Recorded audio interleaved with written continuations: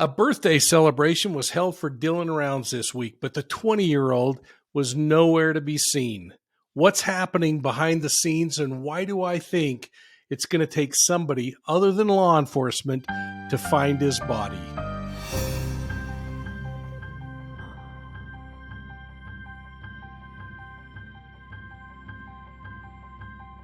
Well, hey, everybody, welcome to Profiling Evil.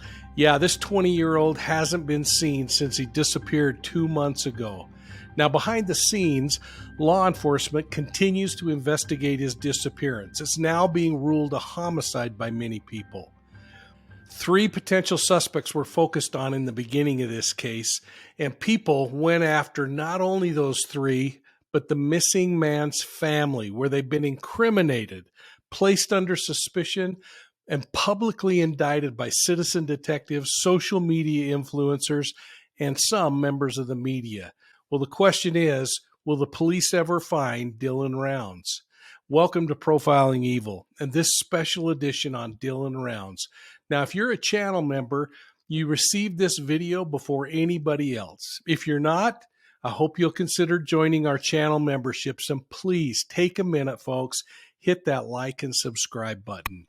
People all around the world are planting sunflowers this week in memory of and as a show of support to Dylan Rounds and his family. His mom is to be commended for coming up with yet another way to keep his story in front of the world. She did so facing tremendous odds, and she continues to fight for exposure in the search for her missing son. I'm really proud of her. Now, many of you were unhappy with the way the investigation's going. I can understand the frustration in not knowing what's going on, but it really seems unfair to me to criticize law enforcement because they haven't shown all their cards. They're not going to show their cards. They shouldn't show their cards. But my experience causes me to believe that they are overturning every stone. And I guarantee that law enforcement hasn't forgotten who Dylan Rounds is. And while the public and the true crime community may challenge how long it took for police to get engaged, I do believe they're actively involved in this case now and going to work on it every single day. Now, many of you asked why I haven't been involved and why I'm staying so far away from this case, especially since it's geographically in my own backyard. Well, in the early stages of the investigation, I was contacted by members of Dylan's family. I was frustrated, like many of you, when I saw the deplorable way in which the private investigator they hired had been acting. I was so disturbed by the lack of decorum and professionalism that I've seen in those cases and on some YouTube channels. But you know what? With all of this, the area where the disappearance occurred, the landscape and everything else, it just wasn't right for me. Now, the area where Dylan disappeared is where the Transcontinental Railroad was. And if you remember, that famous golden spike is nearby. Now, with that image in your mind, I want you to know that I've kept my ear to the rails, so to speak. And I've learned a lot of things through the blue line grapevine, all stuff that I'm not planning on sharing, but I have kept up on this case. But I thought with all of that said, it might be interesting to you to see a little more of the area near Lucin. We used to drive out there on a regular basis as members of the SWAT team and train, and we always called it Lucin and the Lucin Pass. So I'm sure I'll get corrected by people, but since nobody lives in Lucin anymore, the town is gone, I'll call it Lucin. You know, I served on the SWAT team, and we used to travel across the Lucin cutoff from Ogden to Dylan's backyard where the train traveled. It was so remote that we could get out there and detonate explosives and practice with our high-power firearms in this unconfined setting. To get across the causeway, we'd have to get permission from the Union Pacific Railroad and time our crossing so that we wouldn't be on that narrow passage at the same time approaching trains were coming in and out of the Wasatch Front. Now, you'll notice in this aerial image that the water's color is different on the north and the south sides of the little causeway that we would travel across. This is because of water flow and the influence that the Great Salt Lake has. Well, I decided last week that I'd spend a day and make the 450-mile drive around the lake into the areas where Dylan lived and get out and travel along the dirt roads. In fact, I spent probably 100 miles of that 400 miles on dirt roads, and the thing took me more than 16 hours to complete. Now, as I was driving, I made some comments along the way, and I thought you might be interested in catching those. So let's listen in as I'm driving about 20 miles north of Dylan's homestead, heading out into the desert. Evil. I'm out here in Utah's West Desert, driving out to Dylan Round's area where he was living. Now, I thought I'd do this for a couple of reasons, and many of you maybe have wondered why I've remained so quiet on the Dylan Rounds investigation. You know, I've had contact with the family early on, have chosen not to get involved in all the fray. I think police are doing their job. There's a real frustrating thing that happens in these kinds of cases when they first get reported. Now, there might be reasons for questioning this, I don't know. But when we go back to these missing person investigations, keep in mind, I've talked about this before, about 875,000 people go missing in the United States every single year. Now, according to the Bureau of Justice, about 86-87% of those people will eventually come home sometime during the year. That still leaves 104,000 people every single year that are exactly like Dylan Rounds, that simply disappear off the face of the map. Imagine how frustrating that is as we've watched Dylan's family, his parents, go through the emotional turmoil, the roller coaster ride that they've gone through as they learn information and then are let down when they find out that something didn't pan out. Imagine how they feel when they've gone through the abusive treatment that the public sends their way as they try to get the word out on their child. And people that are out there thinking they're doing this to have personal gain somehow. What on earth is the mindset of an individual who would think that Dylan's parents are doing all this for some kind of financial gain or for a book deal or a movie deal? These people want their kid back, just like you and I would want our child back if they were missing. And it doesn't matter whether they're 16, 18, 19, or 35 years old. They want to know, and they want closure of some sort. But out of this 104,000 people that are bona fide missing persons in the United States, each one of them requires an extended effort by law enforcement. We've seen that extended effort as we've watched the Box Elder County Sheriff's Office respond to this case. Now, some of you might argue that they didn't respond quickly enough. Again, keep in mind, 875,000 people go missing every year in the United States. 100,000 of those are legitimate missing persons. Others are people who maybe are mad at their spouse and they take off for the weekend, run to Vegas to go gambling. Or maybe they're a kid like Dylan Rounds who's living out in the middle of nowhere and decides to go out in the woods. Now, there are questions that all of us have in regard to why was his vehicle where it was. And we're going to explore some of the facts of what we've learned as this case has unfolded. You're going to have to make a decision between the ghost stories and the titillating things that people are trying to put out there. In my opinion, some just trying to get more viewers on their YouTube channel, others rightly so wanting to help out and shed light on the case. We're going to talk through each of the facts as we know them. I'm going to be exploring some of the area today. I'm not going to go places where law enforcement's marked it off, but I am going to visit things that are publicly open. And we're going to talk a little bit and maybe share some of this area that I'm driving through, just so you get a sense of not only how remote it is, but how closely connected it is to society. There was great cellular reception out here. This kid and anyone attached to his case, law enforcement's going to have good forensics to be able to look into where locations of phones and other things were. There's good cell coverage. I mean, we're way out west of Salt Lake City on the west side of the Great Salt Lake. A lot of people are talking about this case.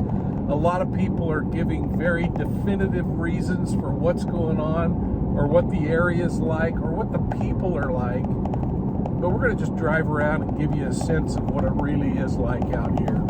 In addition, we're going to talk about the road that everyone keeps concentrating on between Dylan's house and Montello. But instead, I'm going to drive a back road, one that is actually a more direct route. And if you think about it, if there was something nefarious that happened to this kid, and someone living in Montello was tied to this murder, if it is a murder, then we have to think about what would they go do? Where would they travel? Is it logical that they would get out on a main road? I just passed a sheriff's deputy 2 minutes ago, a road that potentially could have state police, county law enforcement out and patrolling and pull someone over, increasing the risk of the offender getting identified, maybe even with a body in the vehicle. Or is it more likely that he would take a back road, a dirt road from point A? I'm going to spend some time and I'm going to drive that 30-mile dirt road, back road, from Montello to Dylan's grain shed and to his trailer, just to give you a sense of the kinds of areas where someone could dispose of a body if they wanted to. As a SWAT officer, our team would come out here on a regular basis and train out in the West Desert because we could use explosives and high-capacity rounds in an area where it was safe to do so. This is a remote area. There are outcroppings, mountains, caves, waterways, ditch banks. There are mines that go down hundreds and hundreds of feet. All of these places are places where somebody familiar with the area could dispose of a body and it may never be found. It's less likely that Dylan wandered off from his campsite.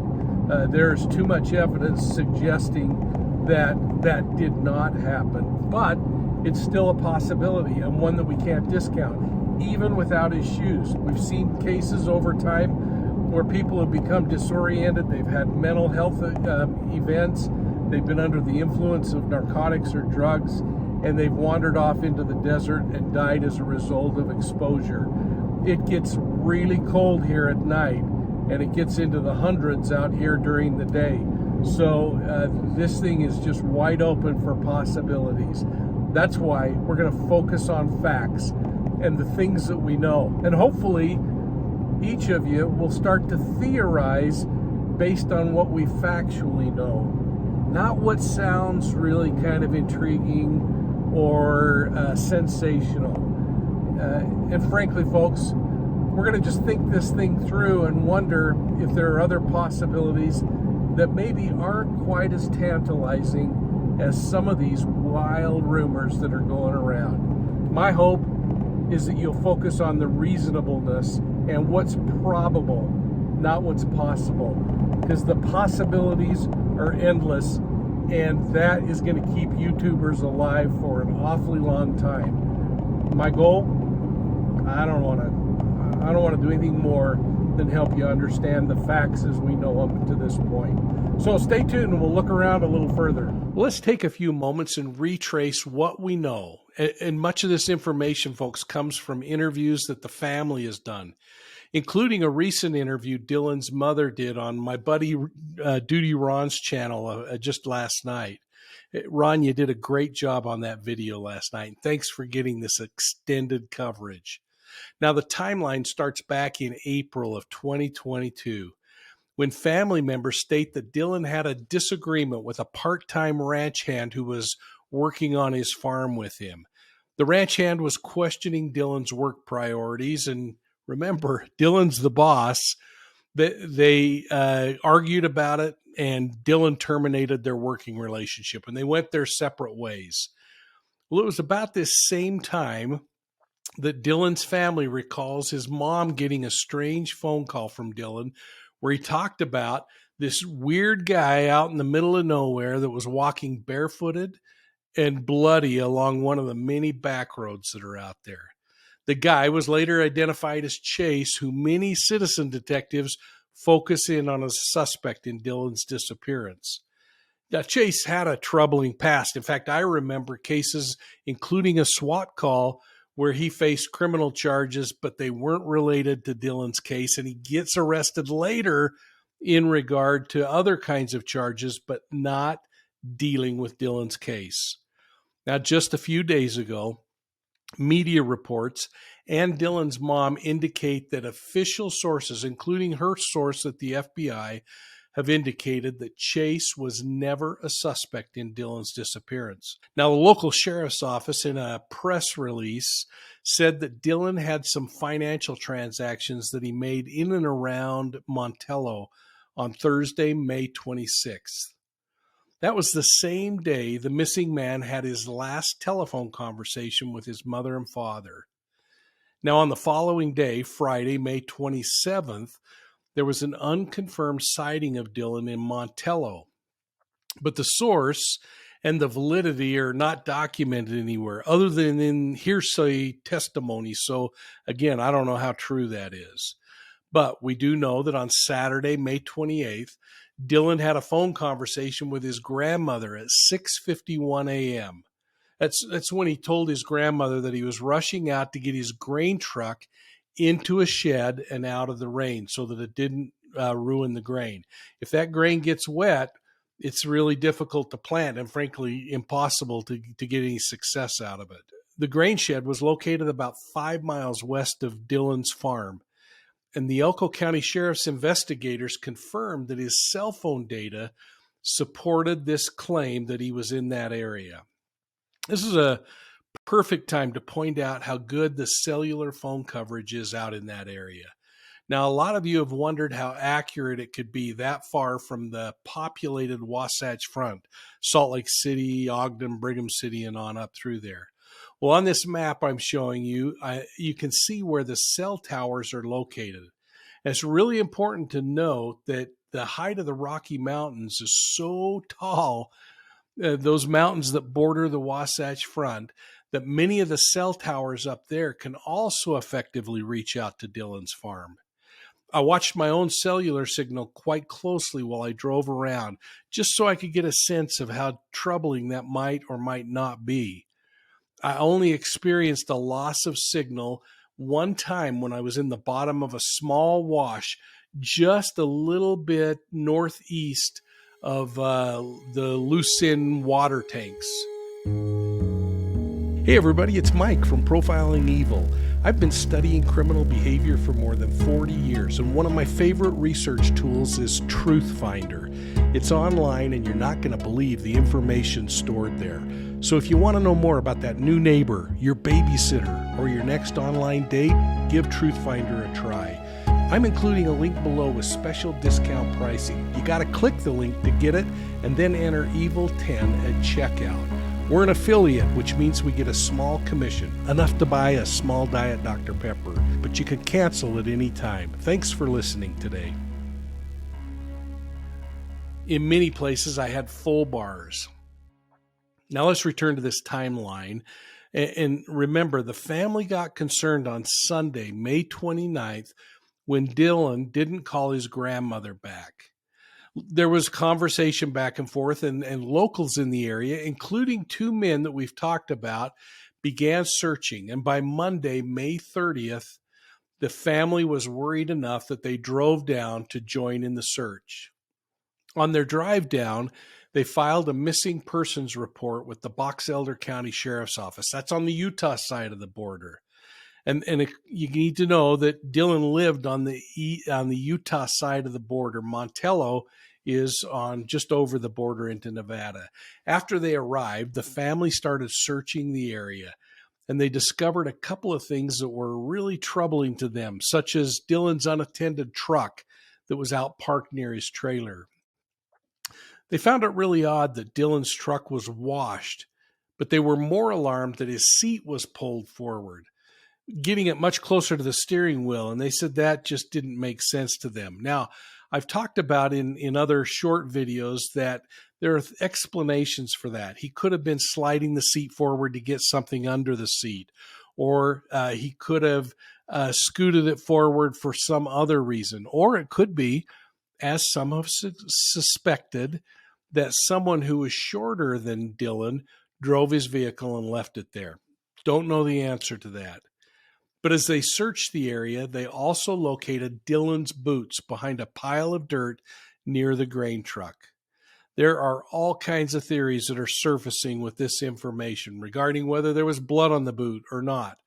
The forensics haven't come back and been announced that say whether that's the case. But over the course of several days, the sheriff's office began taking a greater interest in the case, and eventually they launched a full-scale investigation. And you heard me mention in that video as I'm driving out some of the challenges that law enforcement faces in these missing person cases. Well, now the days have turned into weeks, and the weeks into months. People are concerned because the family and law enforcement is moving slower than they'd like. I've even heard people complaining about Dylan's mother pushing this scenario of planting sunflowers in his memory, and they're complaining that there are too many sunflower pictures on the Facebook page. Holy cow, folks, get over it. Give this family a chance to do things the way they need to do it. There have been a number of searches in the area by private parties and by law enforcement, but I've not seen anything that suggests that either of these are being coordinated.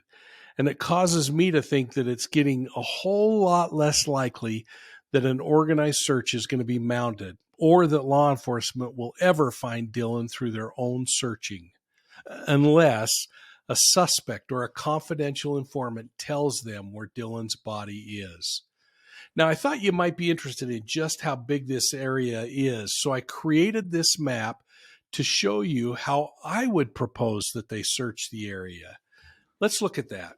This is the area, and on this map you can see the route that I drove to go around the lake. And I went up through the north part of the state of Utah and down and across through a place called Park Valley and down into where Dylan lives. It's about in this area that I recorded that first video recording in my truck.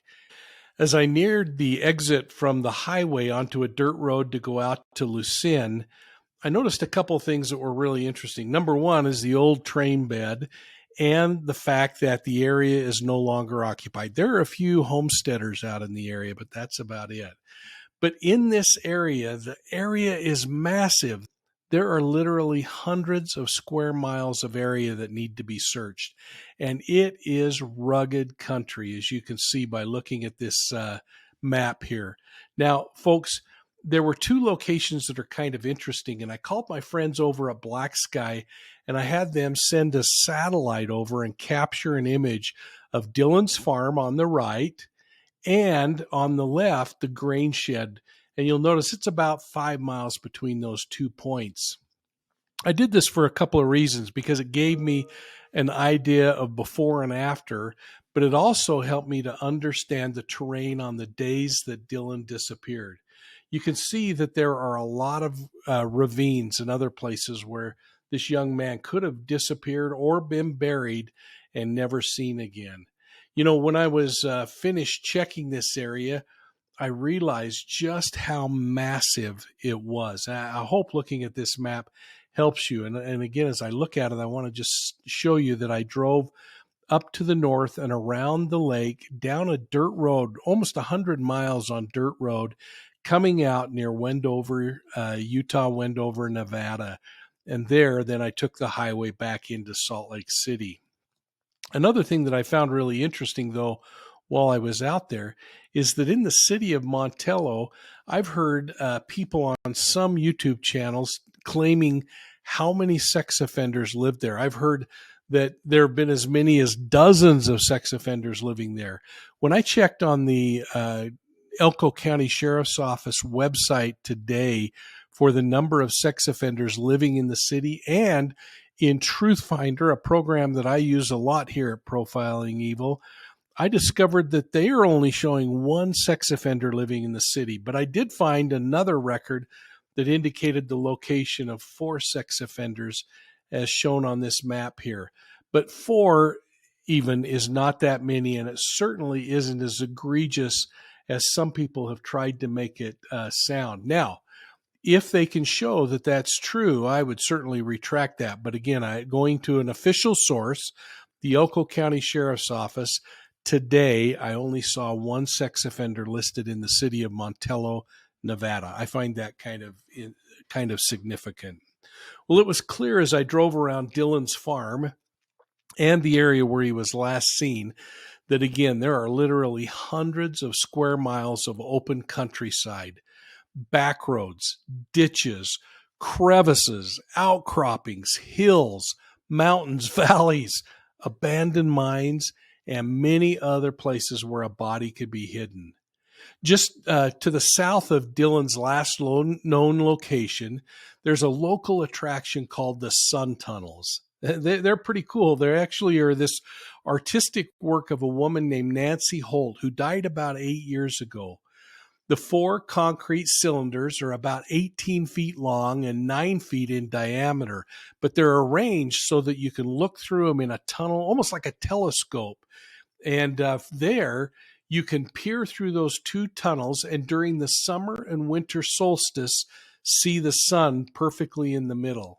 I stopped to look through the tunnels, and while I was peering through them, off in the distance, I noticed some off-grid homesteaders who were watching me rather closely. So I decided to drive over and have a chat with them. I pulled up, and after a little bit of small talk about a small cabin that they were building, I asked them specifically about Dylan. I was pretty surprised when they said that nobody had asked them about the case, and they hadn't been approached by anybody searching or anything else in the area. Now, this is less than a mile from Dylan's house. They also mentioned that they hadn't heard anything suspicious or didn't hear anything suspicious on the night that Dylan disappeared. We concluded our rather short chat, and I got to say, they weren't really friendly, but they still stopped and talked to me. But as I was preparing to drive away, the woman said, quote, "We're sure he was murdered out there somewhere," close quote, offering no explanation for the comment. Well, as I drove away, I was watching him closely through my rearview mirror, and I thought to myself, it's really unfortunate that law enforcement hasn't figured out how to leverage the local community, the true crime community, and all these people who just want to help, people who want to get out and even help on a missing persons case.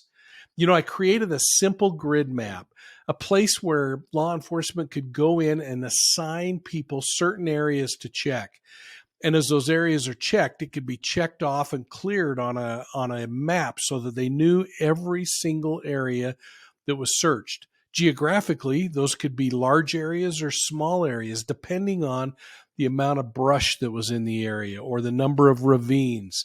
In the salt flats, for instance, it's pretty easy to see a rather large area. But in my opinion, it was so clear finding Dylan Rounds in that desert was going to be tougher than locating a needle in a haystack.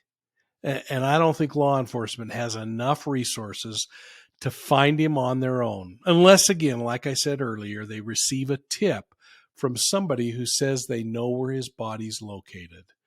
Well, as I drove away, I had a few thoughts that I wanted to share with you. So let's listen as I was just pulling off that dirt road and onto the highway near Wendover, Nevada, starting my eastward journey back to Salt Lake City. Well, hey, everybody. We've spent several hours getting around in the desert, coming into the front side and the back side of Dylan's property, looking at the area, specifically the back roads from Dylan's place back to Montello. And bottom line is, there are so many places that this kid could have disappeared, either by being dumped or if he were to wander off on his own, which again I think is less likely. But bottom line is, there are so many nooks and crannies out in that region, that you could have searchers until the cows come home, and you're probably not going to find that kid. Now, in the first couple of days that he was missing, and this is a little grotesque, but in those first couple of days, trackers, hunters, would tell you that they would watch for birds and things that would be indicative that there is something on the ground and it's died. But this far into the game, 2 months with 100+ degree weather, that body is becoming mummified very quickly, and when it gets dried out, it becomes more and more difficult, not only for predators in the sky or others to discover, but frankly for searchers or anyone else. In addition, as time goes on, there's going to be less and less. Some clothing is discovered or something. It's also really important to point out that the people in the area don't have the same urgency and concerns that the rest of the community does that's not intimately involved. But I've literally covered hundreds of miles now, many of those miles out in the desert, looking at the environment and the location where someone most probably would have traveled going from Dylan's house back to Montello, which would have been the backside. I don't think they would have gone through Lucin and up onto the highway and south to Montello. I think they would have stayed on that old Pilot Mountain Road and taken the cutoff across to Montello. It is rugged country, and at night it's going to be pitch black, and somebody wanting to get away with going off and burying a body on the side of a road would probably be very successful at doing that. So what does that mean for Dylan Rounds? I don't think it means that this is hopeless. What it means is that law enforcement still has an opportunity to solve this case. Hopefully it comes through a confession. Hopefully as evidence comes back, and there's a lot of evidence that's being analyzed right now, as that evidence comes back, it will put pressure on the people that law enforcement is focusing on in this particular case. And as that pressure mounts, someone hoping to get a good deal might reveal where Dylan's body is. That hopefully will happen so that the family can have some form of closure. Now, so as I make my 2-hour drive back, and I've gone all the way around the Great Salt Lake. I started at the very north end and went out through Park Valley and past the City of Rocks, past a really incredible little place called Kelton, where there's some old pioneer and early railroad construction worker grave sites out in the middle of nowhere. It's an incredible sight to see, and as you can see from some of these pictures, it just is kind of a melancholy feeling when you visit the Kelton Cemetery. From there, we made our way down and across the western side of Utah Lake, and it is, again, remote desert. It goes eventually, and I eventually made my way to the Bonneville Salt Flats. And you know the Salt Flats from race car driving and all of the land speed records that have been broken out there. I made my way into Wendover, and I'm now driving back to Salt Lake City. The other thing we know is that there's evidence that's being processed. Now, is it the spot of red that was on his boots? Nobody knows if that's blood or isn't. Somebody said, well, it looks like blood. Well, that's kind of a dumb thing to say, in my opinion, because a lot of things look like blood. Fingernail polish on the dirt looks like blood. Lipstick rubbed on a piece of wood could look like blood. The way we know it's blood is if we do a forensic examination, type it, and come back with something that indicates, yes, this is a body fluid and it's blood. So I'm kind of troubled by that, but we'll see what that analysis comes back as. Did law enforcement react quickly enough? The answer is always going to be no. But that's the nature of missing person cases. Missing persons cases are fraught with challenge because in most cases, we talked about the statistics earlier on, most cases people are going to return home. Law enforcement only has so many resources. Now, the argument could be, well, his vehicle was there and the seat was moved forward and he didn't normally keep his seat forward. Well, you know what? I think there are explanations for that. It could have been that police moved his seat forward when they were checking his vehicle out and one officer didn't communicate to another officer. It could be that Dylan scooted the seat forward for some reason. Or it could be that somebody who was short drove the vehicle. I don't know. And frankly, we don't know. But it again is so troubling when we have people out there who are saying this is proof that there was a murder. It's not.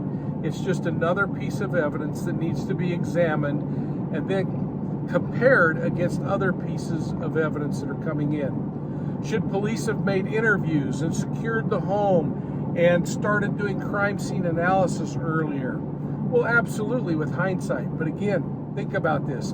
875,000 missing people every single year. These kinds of cases are incredibly difficult.